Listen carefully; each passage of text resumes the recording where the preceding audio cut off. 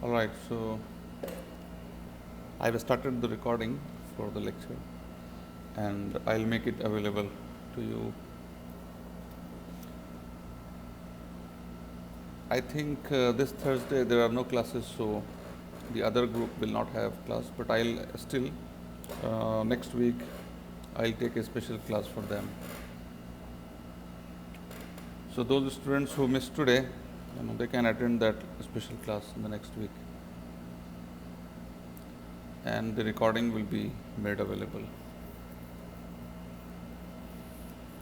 We were supposed to discuss one slide which was left in the last lecture. I have brought it here so that I don't have to switch to the other presentation.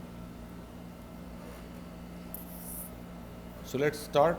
I hope you did your assignment. I'll grade them this week and see how you understood the two cases, and what was your response. I hope you are trying to now understand that ethics is more than law.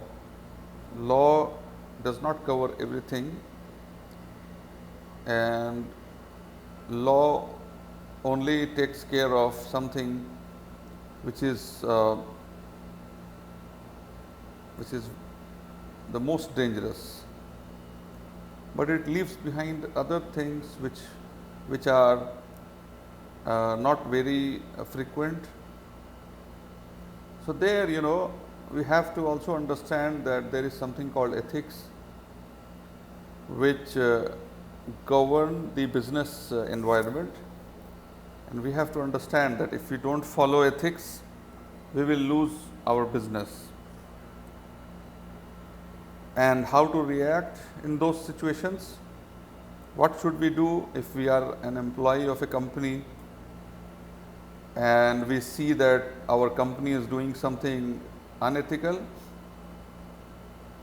Then what should be our responsibility? That is an important point to understand, which we will do in one of the chapters. In the case of the sales representative, you must have seen that this person is in the state of ethical dilemma, meaning he has no answer right now. He doesn't know what to do, whether he should inform the client about the problem of the company or not. So he is scared, he doesn't know what to do. Then in the case of Toys R Us, it was an organizational level decision where the company is involved, not an individual.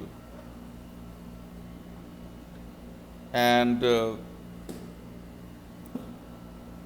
we don't know, we have to find out. I hope you have understood and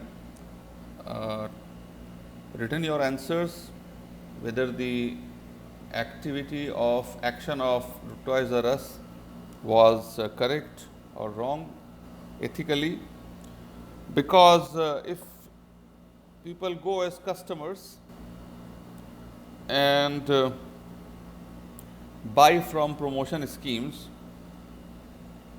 it's not illegal. If there is a promotion scheme in a red tag and we do go there and we buy, so it's very difficult to make out if we are doing it for individual purpose or we are doing it as an organization. So law cannot do anything right now, but when the company will file a case against the competitor, then the court will find out whether the company Toys R Us did really bad or not. So then on the basis of that, they will decide whether there should be any penalty, fine or not. So in the context of these discussions, today we are going to continue with understanding ethics, and one major part which we have to cover today is ethics in market, ethics in the marketplace, how it works. Okay. Now, one point which we didn't cover in the last class, I have included it here, so you can take it as a part of lecture 3, is the framework for ethical reasoning. Because if we have a framework, it becomes easier for us to do certain things. For example, that sales representative, if he had studied or taken a course, got some understanding from classroom about ethics, it would have been easier for him to take the decision, because he would know that if I don't do this, what will be the result.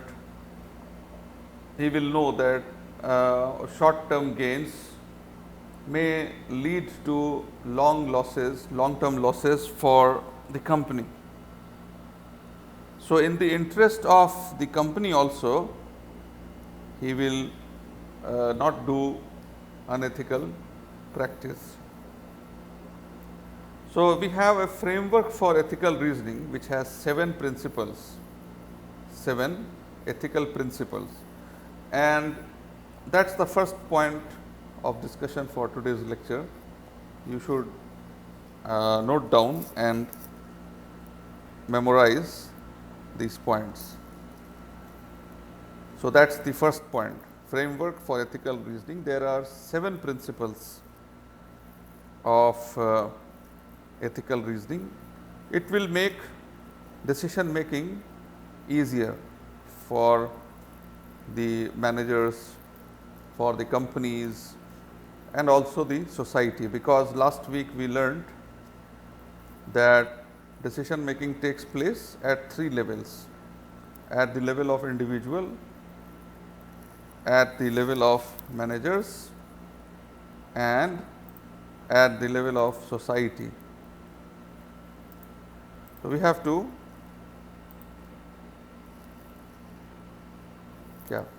So, we have to understand that no matter at which level the decision is being taken, we have to follow the ethical guidelines.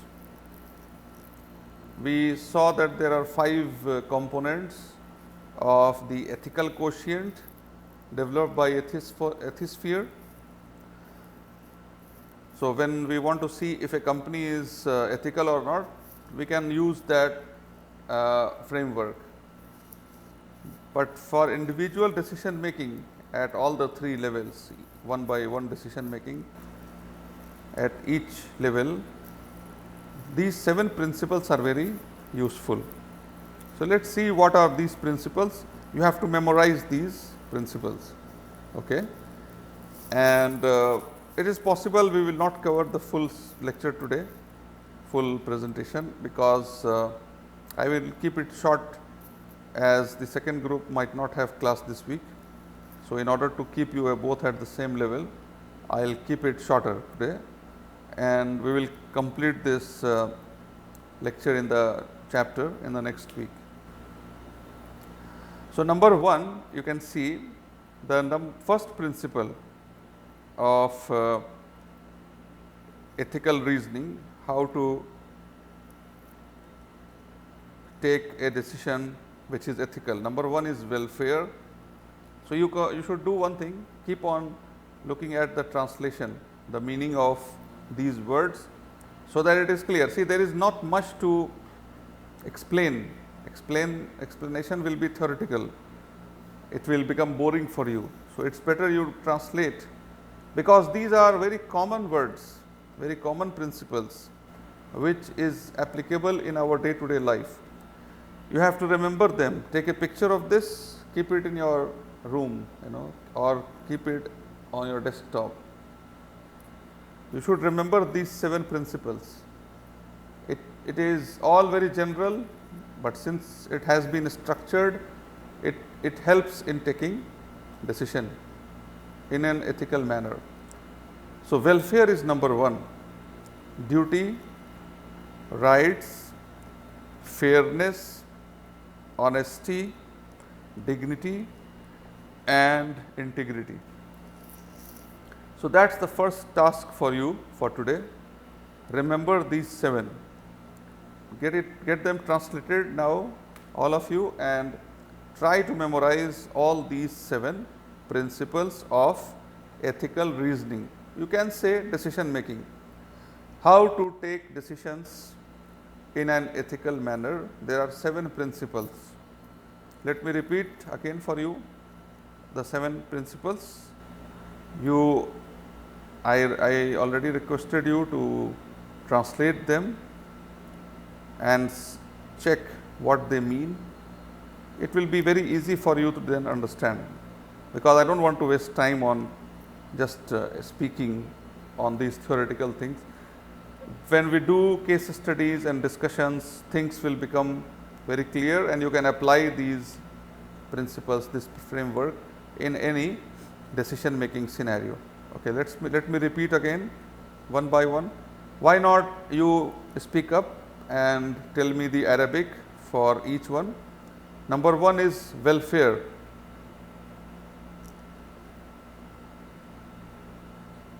Khair. Yes, you are right. So, all of you are agree that welfare means khair. So, when we take a decision as an employee of a company, as a company or as a society, as a group, we should always think of khair, of welfare, of whom? Of the stakeholders. We should see not just the benefit, but also we should see that we are not harming anyone. We should take care of all the stakeholders, because you can see last week we discussed mainly 2 parties are there in any business, buyer and the seller. But the problem is, if we only take care of the buyer and the seller, it is very much possible that the others get affected. Like we have a factory in a city, both buyers, sellers will have to produce, buyers will buy, and they do not care about the environment, the pollution. So, buyer and seller are happy because one is getting profit, the other is getting the product, but other people are unhappy. So, that is the first principle, welfare. Number 2, duty. So, what is duty? Wajib or wajib. So, duty is we have to also think ethical decision making. Is it our duty to do this or not? That is, and duty towards whom? All the stakeholders. All of you remember the 7 stakeholders, or anyone you want to repeat the 7 stakeholders who are there in every business? Number 1 is the owner, then investor, then employees, suppliers, customers, environment and the government. So, these are the stakeholders, and when we say ethical reasoning, we have to do our duty towards all these stakeholders. Then comes rights. Third is rights. Think of rights. So, what is right? Hukuk, isn't it? Rights, hukuk. So, we have to also, is there any other word, Arabic word for rights?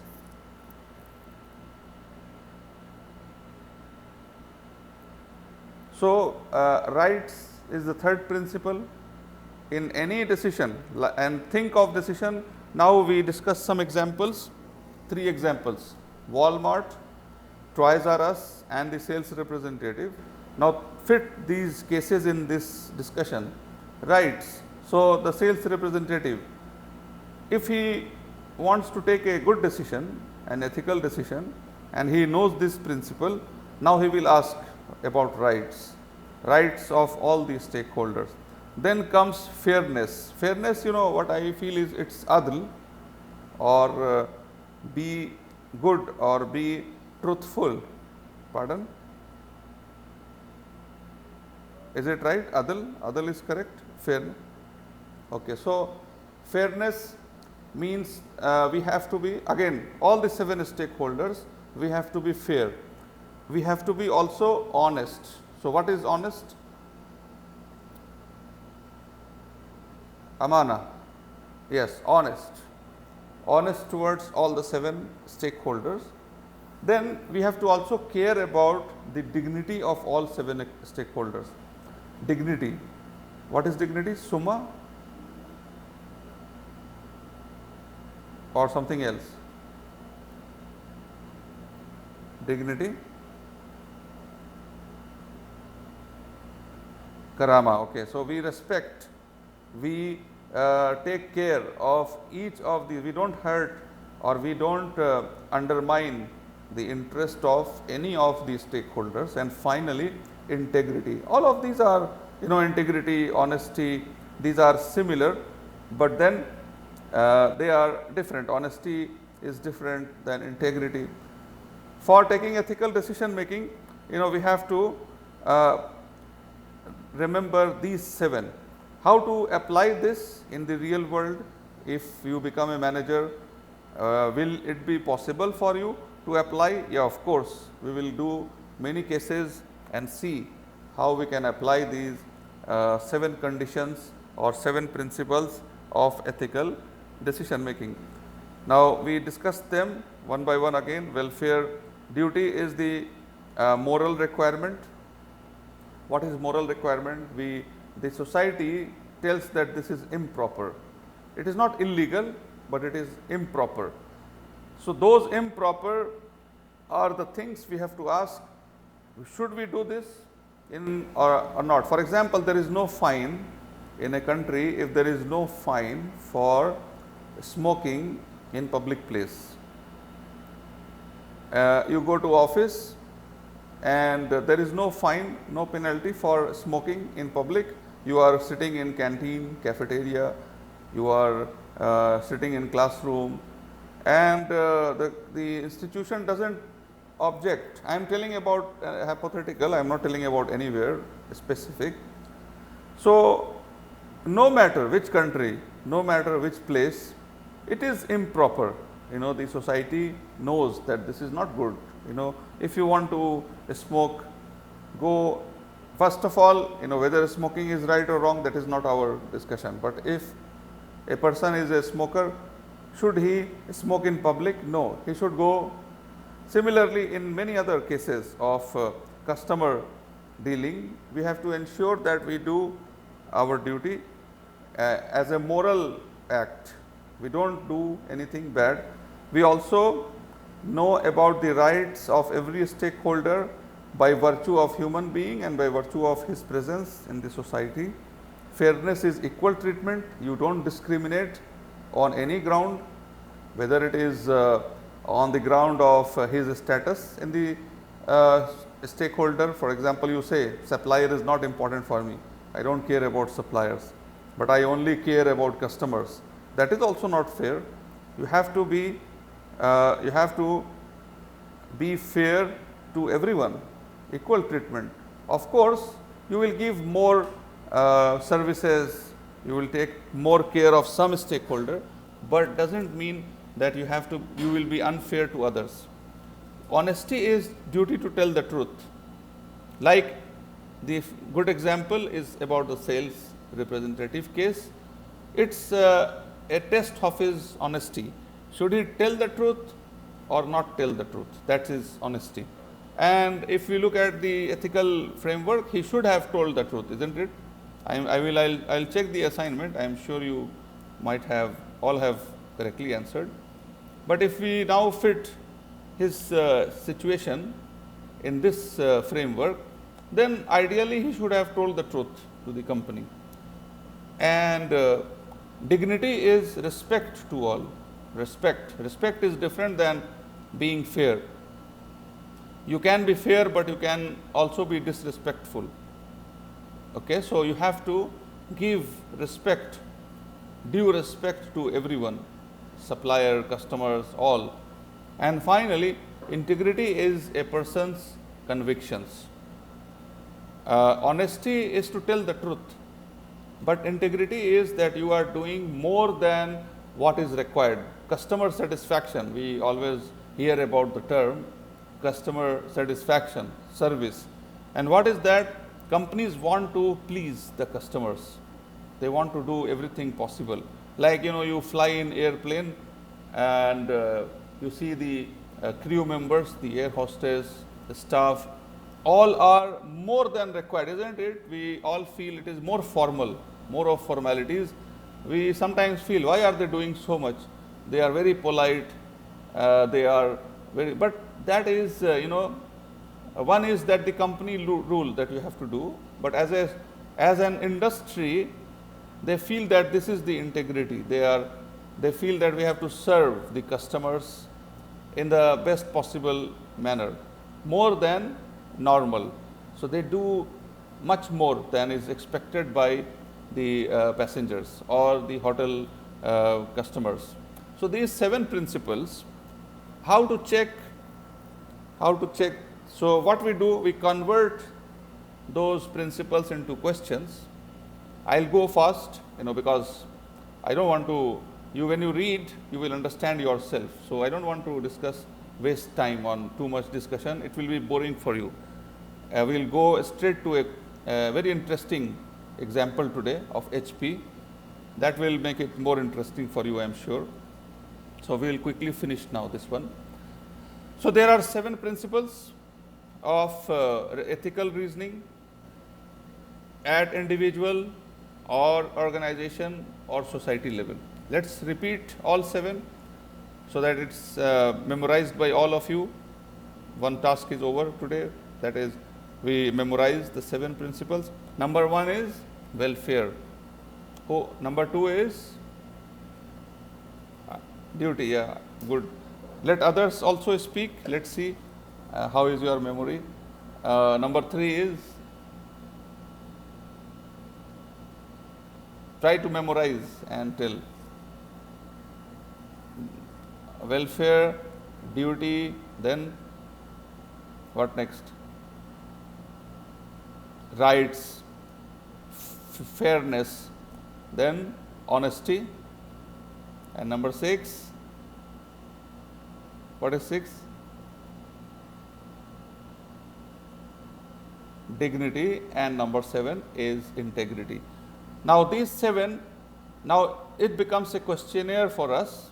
You should keep this questionnaire with you, and suppose you get job of a manager in a company. Now you are taking decisions. Every time you should keep this, and when you take a decision which involves any stakeholder, whether it involves customers, suppose an employee has come to you with a complaint. An employee comes to you and says, sir, there is a problem. I am facing this problem. Say this, I need a leave for 15 days. So now, you should not take a decision abruptly. You should take a decision in an ethical manner. Look at these 7 questions. Ask yourself whether my answer or the reply to this person is ethical or not. My action to a customer or my action in a business is ethical or not. So you have 7 question checklist, and it is very much sure that all your decisions will be ethical if you are able to answer these 7 questions. Who is affected by any proposed course of action? Is anyone harmed? And if so, can the harm be justified? Very important question. Now you see, we have converted the principle into question. So you should keep, very important, keep these 2 slides in a form of printout with you always, or note it down.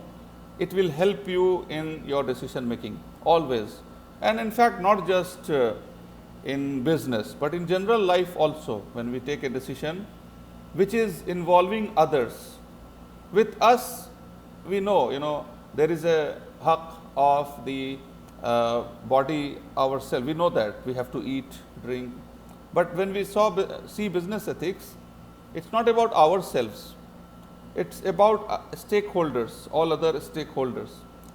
Ourselves, we know how to take care of ourselves. That is also, something which is important. But when we say ethical, it's more about, in business ethics, it is more about all stakeholders. So the first part of this question, welfare, is who is being affected. Suppose you start a company anywhere, you should know who people are residing nearby, how many people are there, will there be any problem to them if I start my company here, will there be not just people but also animals. Today people are talking also about animals of trees. I heard a news that there is a fire somewhere in Taif. Is it true? Forest fire. Is it true that there is a fire in Taif? Forests are burning. I think it's controlled now, but there was a news. So, there is we have to take care of the environment. We have to take care of the also the non-living animals. That's the first question. Number two, what is my duty in this situation? What should I do? What the duty says. Number three, if I take this decision, is any right being violated? Is there any rights which is his right and I am not giving him the due rights? For example, if we go to our ethics, Islamic ethics, one very important principle of employer and employee, of labor and employer, is that we have to pay his due, his salary before his sweat dries up, isn't it? That's a very good principle, and that is how we as Muslims can teach the world how to do business, and we can tell people that it is already there in our religion. Every business ethics principle is there already, but the only thing is we have to make it merged or aligned with the general business ethics and tell people, see, this is already there. So are anyone's rights being violated? The rights of the supplier, if you take loan from someone, pay back on time. If you are taking supply from a company, you have to pay his money on time. You will see many suppliers are there who have a complaint. You can do this research in supply chain management. You can do a research and find out. Go to meet some suppliers. Suppliers, you understand, they sell products to other company, and these companies produce. So when they produce, many suppliers have complained that we are not getting money on time. They have kept our money, they are not paying on time. So that is, the company is violating the right of someone. Then fourth is any proposed course of action fair to all affected parties? So if you take a decision, is it fair to all affected parties or not? Am I being entirely honest in my decision? Am I telling the truth, everything clearly and truthfully to everyone or not? Am I showing respect for all persons involved? And finally, the decision would be, is the decision I am taking, is the decision the same as any person of integrity will take, any good person will take. Okay. So that is like, for example, I give you one example, then we will go to the case of HP. Nokia is one of the examples of a good practice they performed, an ethical act many years ago. There was a problem with Nokia battery also some years ago, and what they did, it was one of the biggest recall. You know what is recall? Product recall from the market. Do you know? Do you understand what is recall of the product? Nokia withdrew the product from the market. Yani it collected all the products from the distributors back to the company because the battery was not performing well. This is a story many years ago when Nokia used to be the leader in market. I think you would be young at that time. You people might not be, maybe studying in a school, young people, when Nokia used to be the leader. It was not touch phone that time. There used to be basic phone with keypad, and Nokia was a leader in that everywhere. Nokia, Sony, Panasonic, Ericsson, these used to be the, Motorola is still there, but Motorola was also there. They used to be the leader in this mobile phone market. But they did a very good job by recalling their products. It cost huge money for them, but still they did it. It was an ethical practice. And seventh question, that is, this is what an ideal person would have done. So, we come to one final point to close the discussion on this part, is that why law is not enough. So, I will not discuss too much all the points. First of all, law is not enough because there are many improper behavior, and there can be new improper behavior every time. Suppose internet was not there 20-30 years ago at such speed, at such level. Now what happens? There are issues with the internet. Now when law has not written the issues, everything is right, so people will do everything, but then one by one issues will come up, law will take up and make law. So law is definite to lose something. It will take care of it when some problem comes up. Secondly, everything cannot be termed illegal. Everything that is immoral cannot be termed illegal. Like for example, in the case of Toys R Us, it becomes a very important, now the court will decide. They will hear from both the sides and then decide what to do. Then law is also often slow. It may take long time to decide on a particular case and also make a law on certain act. And the law itself employs moral concepts that are not precisely defined. Law itself is human law. It's not, Sharia is complete. Our law, which has been given by Allah subhanahu wa ta'ala, is complete. That is why we should follow it completely, because that is clear and very clear and easy. But the human law, the law which is developed by human beings, there has to be flaw. It cannot be flawless. There has to be flaw, because the law ultimately is being made by human beings. So human beings will make mistakes or will be not able to cover everything or look at all aspects. Facebook became so huge and so popular, but you see there are so many cases against Facebook now.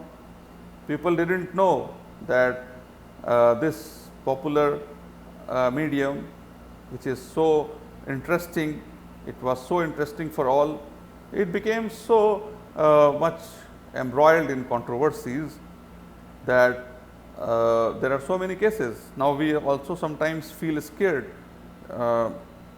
What is it doing with our data, Facebook? How secure we are if we are on Facebook? Then there are allegations against many things. So law is not able to cover everything. Finally, law is often unsettled. So what happens? There are so many issues between parties that they go to court, and the court has to now decide in a new manner. So in nutshell, law is not enough.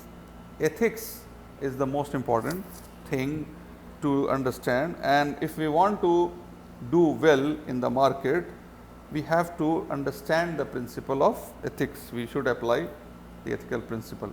Now, the last part, because I said I will not make it a long lecture today, because the other group will not have class. I will just discuss this example of HP, very interesting example.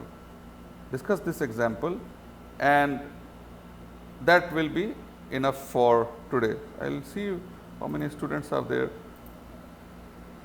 Okay, all the students are here. There are 20. So let us start with very interesting example of HP. This is from your book. All of the examples or case studies that I am taking is from your book.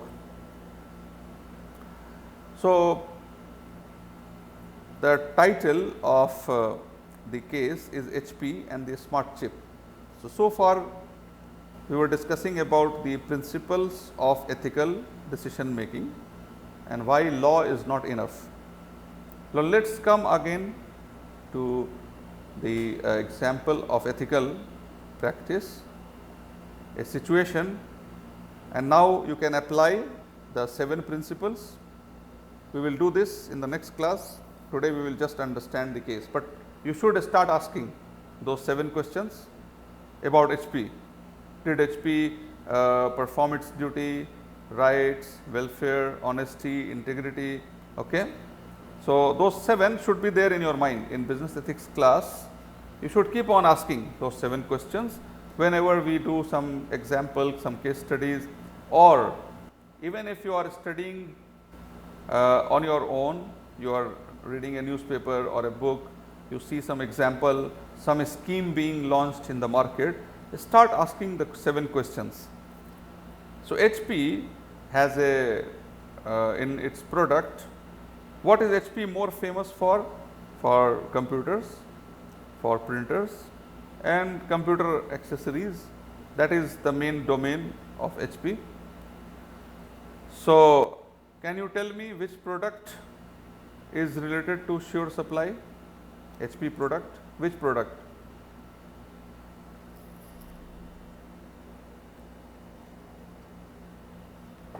Are you there? I said HP sure supply, which HP product is related to this? Computers, printers, laptops or access? Laptops? Any other person? Someone has answered. Let me just see there.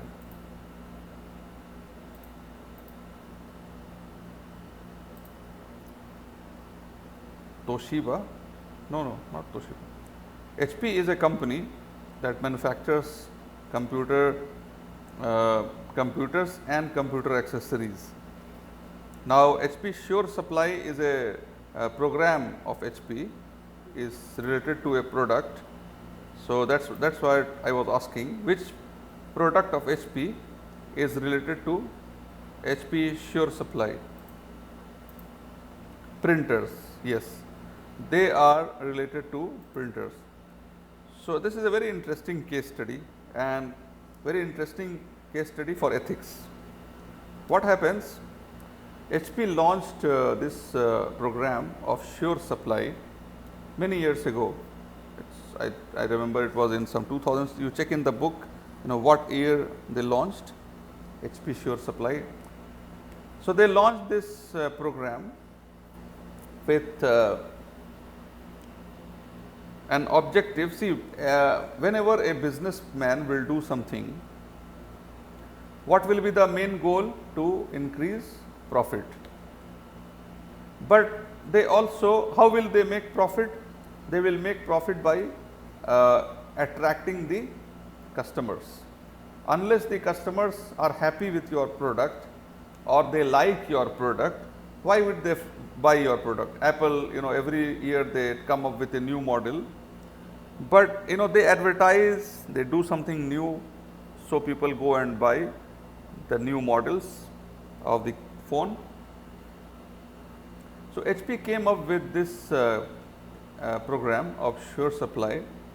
What was the main theme of the program, what was the main feature of the program was that, you see, it's written with a couple of clicks of a button, customers can access cartridge information. Cartridge, you know what is cartridge in a printer?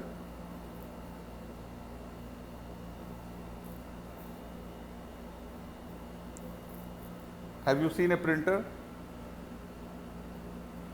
Do you have a printer at home? Let's see, someone has answered. Hibr, yes, very good. Hibr, it's the part of the printer which has the ink. It has the ink. Now printers are of different types, laserjet, inkjet. In very old times there used to be dot matrix printer, and now we have the ink tank also.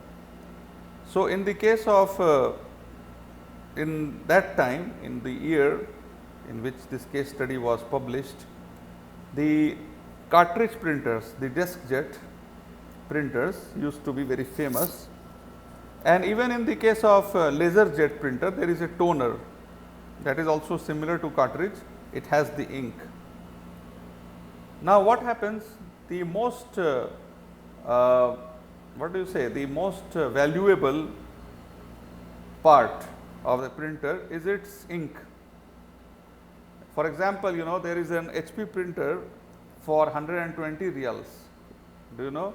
There is a printer, HP printer for 120 reals. But what is the cost of cartridge? Any guess? Even now, today, I am talking about today, you can buy that printer, that inkjet printer for 120 reals. But what is the price of cartridge? 70 reals, 85 reals. So if the first time when you buy the printer for 120 and you will take out 150 pages, the cartridge will dry. Now if you go to buy a cartridge, you have to pay 85 reals. So you can understand how what is the proportion of the cost of cartridge in comparison to the printer. So with a couple of clicks of a button, so HP launched an app, a software which you install in your computer, and you know that in order to run printer you should have a computer program, should have a software, HP software, and you will connect your printer with the laptop or your computer. When you give the command, you get print. So that software has to be there in your computer, printer software. You call it, what is the correct, more technical name for that software? When you install any component in your computer, the software is called, do you know? It starts with D. Every external component which is attached to your computer is functions through the software called, any idea? Drivers. These are drivers. So HP drivers will be there in your computer, and this will tell about the cartridge information, pricing and purchasing options to that best meet their needs from the reseller of their choice. So they launched this sure supply campaign. It was a campaign where the chips were installed in the cartridge. Chips were installed in the cartridge. A smart chip, like in the mobile phone we have the SIM, a SIM type thing was installed in the cartridge, and the cartridge, when you are connected with internet or when the printer is on, the chip will detect what is the level of ink, and it used to give message to the owner, to the user, that the ink level is low. And in the first version of this program, it used to stop printing. Understood? What they did with this chip in the cartridge, HP installed this chip in the cartridges, and it used to give warning to the customers, to the user, that your ink level is low, and then at a certain point of time it will stop working. Now, here was the problem. That is the problem. So, that's the facility, that is the program. All of you understood? What did they do? They installed a chip in the cartridge. They installed a chip in the cartridge, and you can operate. The driver can be installed in your mobile phones or in your computers. This is the app, HP app, supply the Sure Supply, the HP app, which is including the Sure Supply campaign, where the company, the app will show how much ink do you have, what is the level of color inks, what is the level of black ink in your cartridge, and also there was an instruction given to the chip that after this point the printer stops printing, it is no more working. So, that became a problem for the customers. What was the problem? It was maybe, now this is all you to discuss among yourself. We will discuss this in the next class about the ethical issues, but now the question to be asked is, did they do willingly, deliberately, or was the intention of HP fraud or dishonesty, or they didn't know, they didn't have imagined that this will be the problem. So, let us see the problem first. What happened? This chip used to give low on ink message to the user prematurely. Suppose there is still 10 ml ink left in the cartridge, but the message is given to the customer, and after 5 ml is still left, the printer stops working. So, this 5 ml ink goes waste for the user. So, cartridge becomes inoperable after a certain time. After a deadline, the ink stops working, the cartridge stops working, because the it was given, instruction is given by the chip not to work, it stops working. The date was not disclosed on the chip or the cartridge, so that was also another problem, and no shutdown date on the packet was written when this chip, when this cartridge will stop working. So, these were not mentioned, and the main problem with this chip was that it used to give low on ink message even before the ink is fully over. That is the main problem. So, it is like, for example, it is such a costly cartridge, I want to use all of them, and all of a sudden the printer stops working, it is a loss for the user. Now, there is no law, if you look in the business law books, there is no law even today to tell where should you keep the red line, what should be the threshold, what should be the level at which you should indicate low on ink. So, ultimately it becomes an issue of ethics. Now, what happened? When it was all going on, users became angry. So, one or a group of users filed case against HP in US court between 2005 and 2008 about this problem.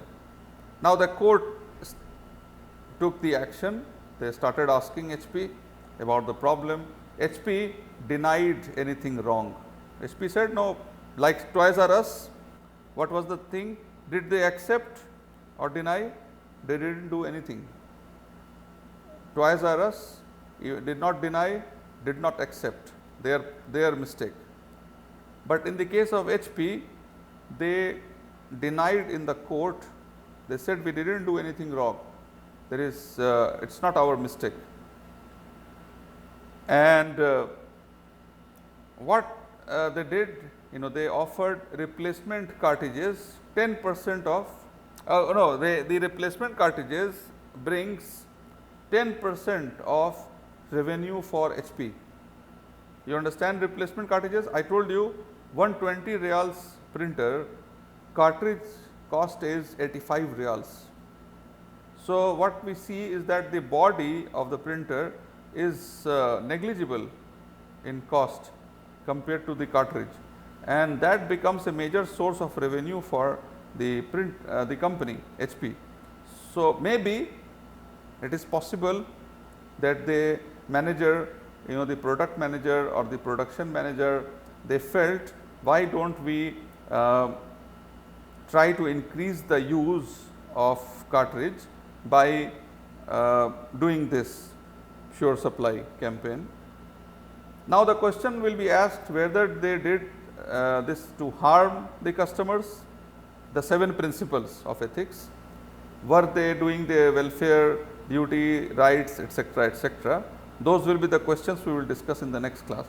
But this is the problem. Now what was the solution? In 2010, HP is a big company. So what you do, I told you last week that when we discuss any case, you should go and try to search on internet about that company.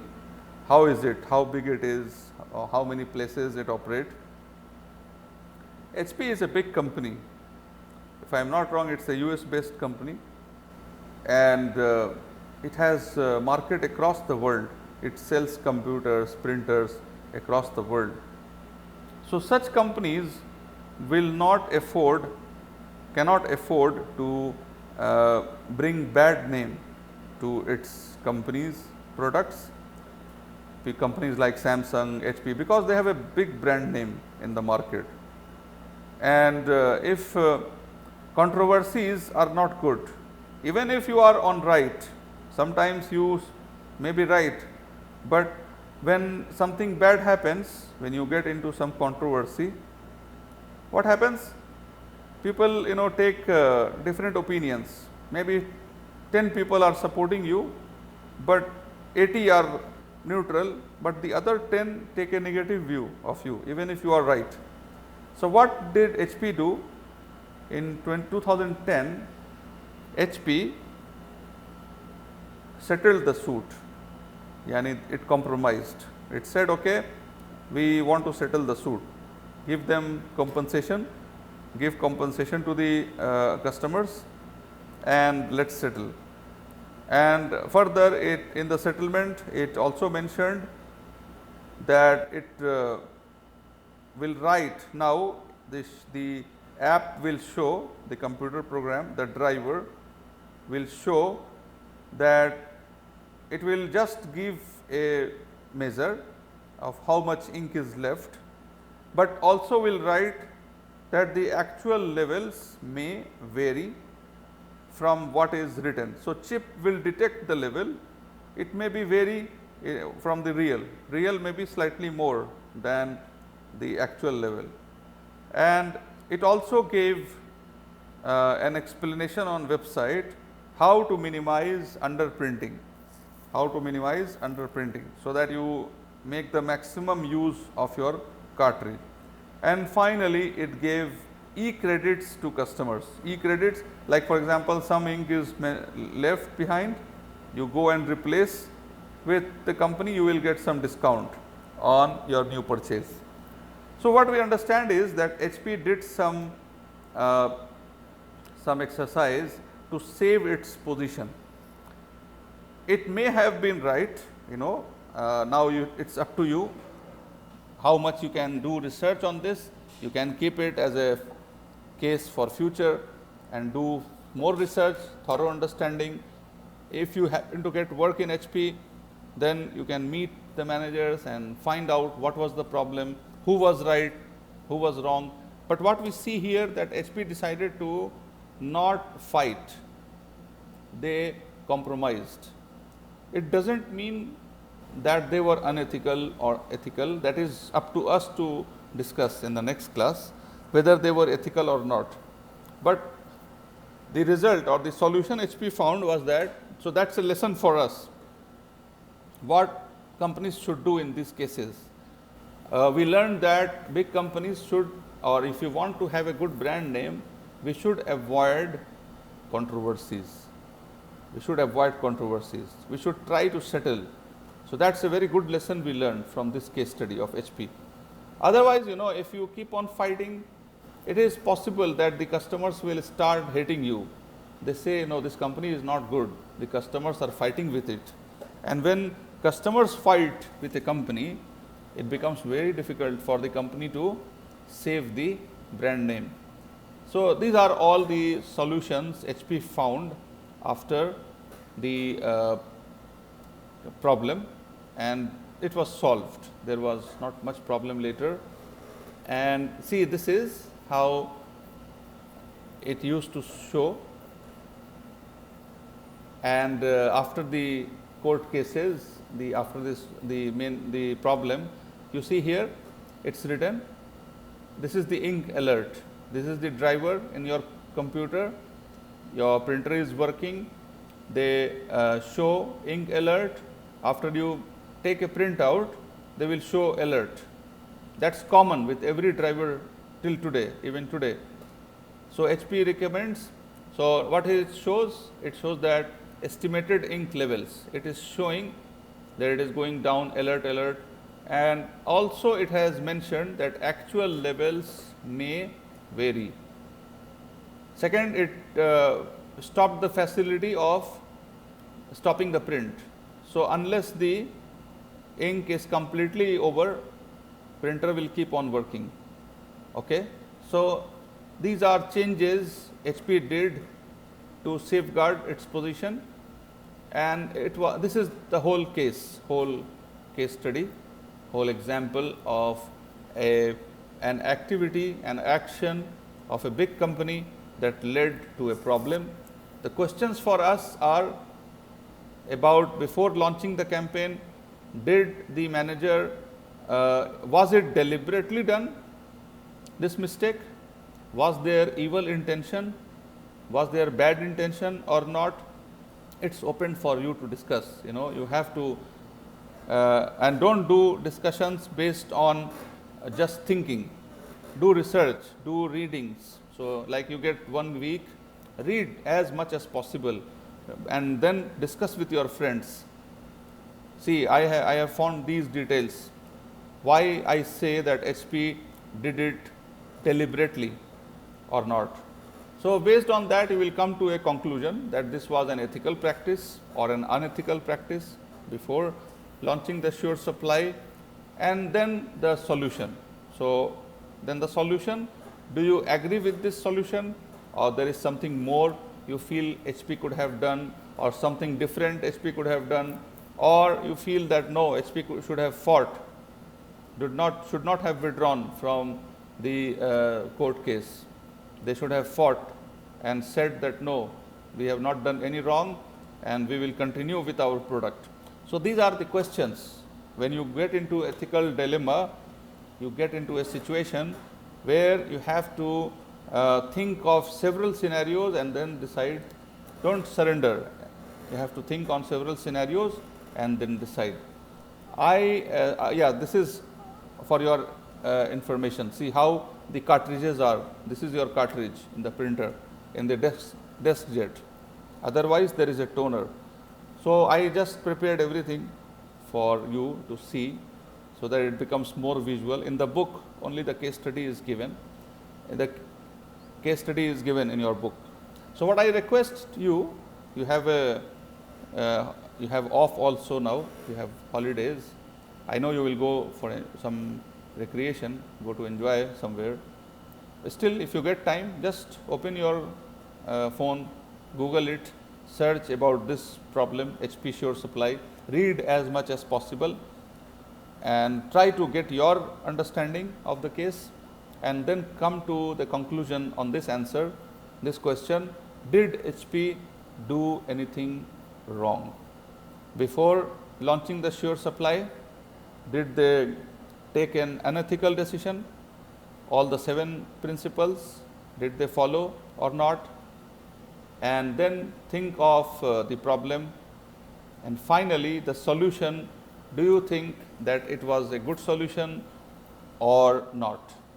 So that's all. We will stop here. We will not go further, because it is possible that I will have to take a special class for group 1 next week. You may join again. I will repeat this again for them. For you, I will stop here. I don't want to go further. Yeah, but I'll stop recording now. Yeah.